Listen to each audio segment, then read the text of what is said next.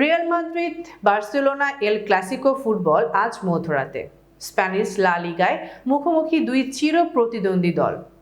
রিয়ালের মাঠ সান্তিয়াগো বার্নাব্যুতে বাংলাদেশ সময় রাত 1টায় মাঠে গড়াবে হাই ভোল্টেজ ক্লাসিকো ম্যাচটি। এমনিতে লা লিগার শিরোপা নির্ধারণে রিয়াল বার্সার এই লড়াইয়ের ভূমিকা কম। 31 ম্যাচে 78 পয়েন্ট নিয়ে শীর্ষে মাদ্রিদ জায়ান্টরা।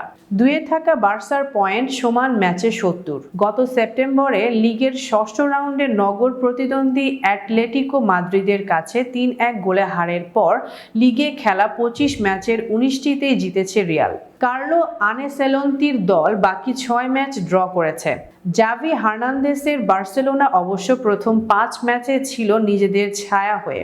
গতবারের লিগ চ্যাম্পিয়নরা বেশিরভাগ সময় ছিল পয়েন্ট টেবিলের 3 নম্বরে। জানুয়ারির শেষ সপ্তাহে জাভি ক্লাব ছাড়ার ঘোষণা দেওয়ার পর নাটকীয় মোড় দেখা দেয়। গত সপ্তাহে চ্যাম্পিয়ন্স লিগে পিএসজির কাছে 4-1 হারের আগ পর্যন্ত সব প্রতিযোগিতা মিলিয়ে টানা 13 ম্যাচে অপরাজিত ছিল কাতালান জায়ান্টরা। রিয়ালের বিপক্ষে সব প্রতিযোগিতায় খেলা সবশেষ 18 অ্যাওয়ে ম্যাচের 10টি জিতেছে তারা। চলতি মৌসুমে সব হারানো বার্সার তাই আরেকটি এল ক্লাসিকোয় চেষ্টা থাকবে জয় নিয়ে সমর্থকদের কিছুটা সান্ত্বনা দেওয়ার।